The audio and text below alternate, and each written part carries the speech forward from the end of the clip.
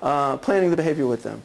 Very often I will give them a positive reframe of why they should do the behavior. Listen, you know what? I'm telling you, you got to get into a fight with Jimmy, okay? Because you need, number one, you need people to pay attention to you, okay? Because if you didn't get into any fights, you wouldn't know if anybody's paying attention to you, okay? So I just want you to know that I know that when you get into those fights, that then we're all going to be paying attention to you, okay? So I'm going to tell the client in a positive reframe of why they should do that behavior, okay? Sometimes what I do is I will help the client. I will say, you know what, can we exaggerate that behavior? Can you do that behavior a little better? Okay? And I ask the client, to improve. Maybe we can improve upon your symptoms. Okay? Contracting for success.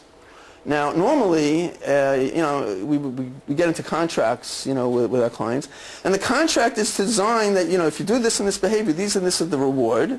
Okay? And inevitably, the contract is easy for us to do. It's hard for the client to do, okay? For various reasons, the client just finds it very hard. And you know what? They might do it for a day, they might do it for 3 days, they might do it for a week, and unfortunately, they fall back, okay? So what I'm saying is that very often the contracts that we set up with clients end up in them failing again. And you can get a sense that that doesn't help the client's self-esteem at all because, oh, I failed again, all right? So what do I want to do? I want to set up a contract where they can win, okay? That they can do something and get it right. So how do I do that? I create a contract. The contract is that you will get into a fight. You will get into trouble. You will get kicked out of class. Now the question is, how are you going to do that? Okay? So we're going to have a contract that you're going to get into trouble. All right? Now again, your mind's going, no, wait, no, I don't think I want to do that. I want to help them get into trouble. But what you're doing is you're raising the client's awareness of their own process of what gets them into trouble, and you're giving them all the station stops of what they do before the teacher kicks them out. Okay? Now what happens is, by the way, is that one of the main points of the intervention is that when the client walks out the door, and I admit the client walks out the door, and they're thinking, Kaplan is crazy. He's nuts. Right? When I do an intervention. But what happens is they walk into class now. And they walk into class, and they're about to throw their book on the table as they always do. But Kaplan said I was going to throw the book on the table. So what I end up doing is I create like a little perch on their shoulder, right? You're going to throw the book on the table. Go ahead, throw the book on the table. Go ahead. Oh, and the client may decide not to do that. Okay? So what happens is that I create a situation where when the session is over, the client is carrying me with them through their daily life. Okay? And as they have company, as I'm kind of with them, now they can kind of say, oh, he predicted that. And the truth is they can make the choice to do it, but generally they don't. Generally they say, I don't want to do what he predicted. I can do something else. Okay? And if you get a sense, if usually they end up in Penn Station and get kicked out of class, if they get off at an earlier stop, they don't end up getting kicked out of class. Okay? Copycat mirroring is kind of interesting. Because sometimes what I'll do is I'll take on the client's behavior. Okay? So if the client curses, like I'll curse like a sailor with him.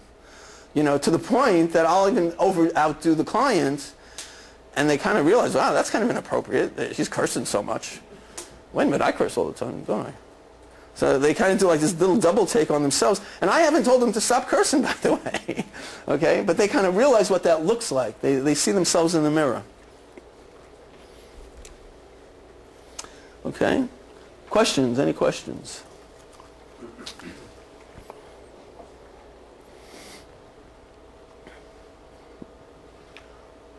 No questions? We're good? So when you set up the contract, what are some of the rewards that you would add to a contract? The reward, well actually the reward is that we know what's going to happen, okay? So in other words, part of the contract is, when you get into trouble, okay, like, when you throw the book on the table and, we're going to write out a contract that you're going to throw the book on the table, teacher's going to kick you out, you'll know ahead of time that you're going to go in timeout, Okay?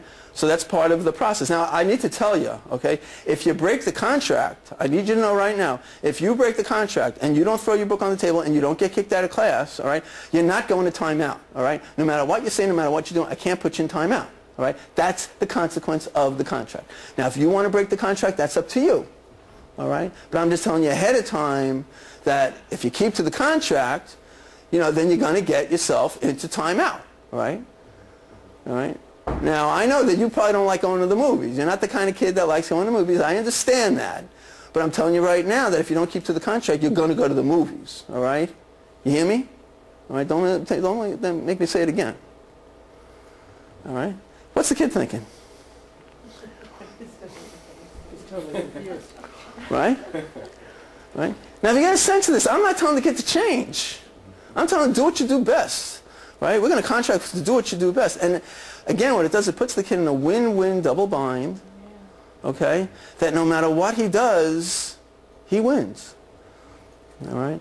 Now, It says, I'm not buying into this contract. I don't want timeout as a result of getting into a fight. well, listen, you know, if you don't want to keep to the contract, you know, I'm going to tell you right now, I can't force you to keep to the contract, all right? But I'm writing up this contract because I know you, okay? And I know that you can keep this contract. All you have to do is just do what you always do, all right? You go into class, you give the teacher, you know, a little lip, okay? You know how to do that, right? You throw your book on the floor. You tell the teacher, I don't have to deal with this. The teacher will kick you out, right? You'll end up in timeout like you always do. You'll lose privileges like you always do. We're going to write this all down, okay? I don't want you to feel that, you know, this is a contract that you can't keep, okay?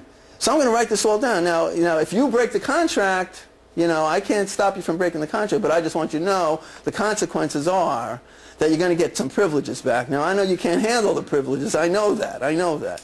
But that's the consequence. Right? You decide what you want to do, all right? Okay. So if you get a sense, I'm talking kind of backwards with the kid, but I'm not telling him what to do. I'm not telling him, oh, I want you to do better. You're a good kid. Just try harder. All right? Because the kid's heard that a million times. And the kid knows, yeah, and the kid's perception is, oh, if I really, really, really want to change, I can do it. Yeah, I can change if I wanted to. But I have my own free will. I can do whatever I want. And the truth is, that's the problem, is that the kid believes he's making a choice. All right? And I'm trying to get across to the kid, you're not making a choice. Yeah, question? So if you're going to, one of the concerns I've always had about this is how much explanation do you give to your colleagues and the other people you work with about what you're doing so they don't think that, you know, you've just gone off the rocker? Right, right. How much explanation do you give them about what you're doing? Preferably, you let your colleagues know that you're going to do a paradoxical intervention, that you're expecting the client to, you're going to tell the client to do more of what he's doing. What I often do is I tell, because this blows people away, this blows other staff away. Well, if you're telling him to do that, then I have to tell him to do something different too. No, no, no, no, no, no, no. No, you do what you always say to the client. You tell the client that if you do that behavior, you're going to go into timeout. You know, you're going to lose privileges. You tell the client what you always tell them. I'm just telling you that I'm going to do a little something different with the client, okay? That you don't, you know, but you know that you'll know ahead of time that I'm doing this, you know, other staff. But you can just be the same regular staff. You can do what you always do. And usually the staff is like, oh, okay, so I don't have to do anything different. No, you don't have to do anything different. What about parents? Generally, I mean, I might tell the parent ahead of time that I do a type of therapy that is not orthodox, that is not a regular, you know, kind of therapy that you might expect.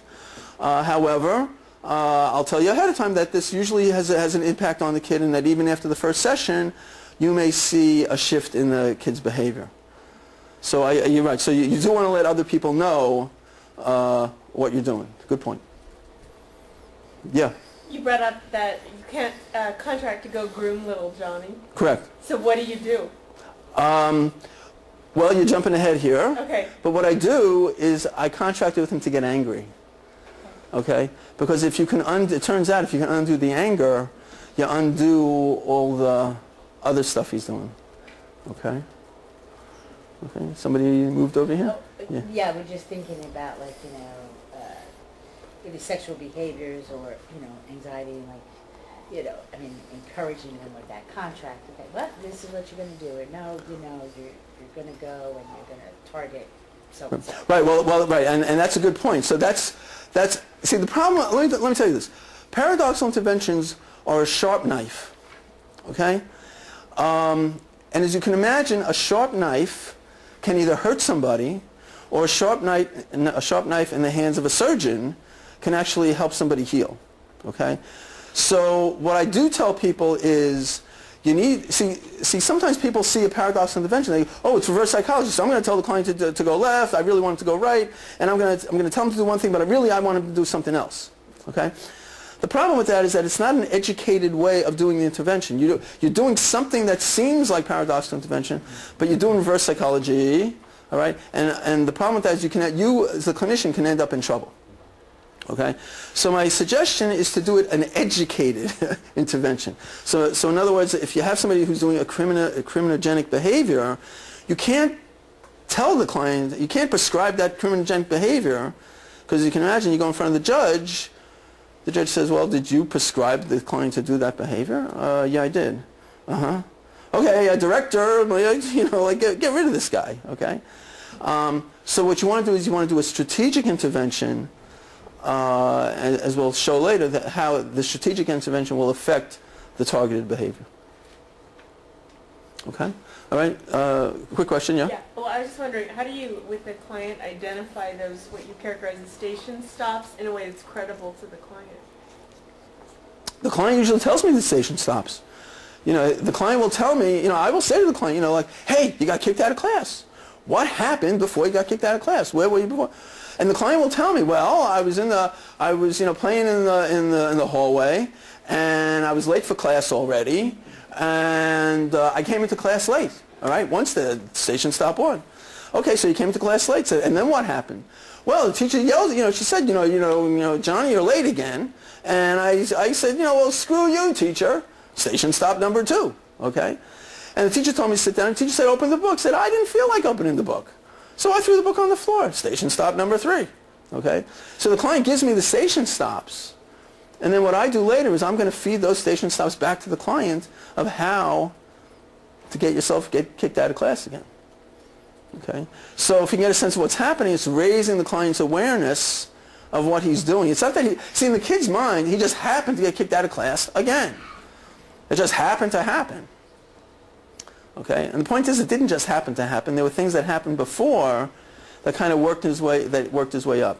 So I'm trying to give this client the understanding of what he's done to get him to that point. Okay? Okay, next, we're up to...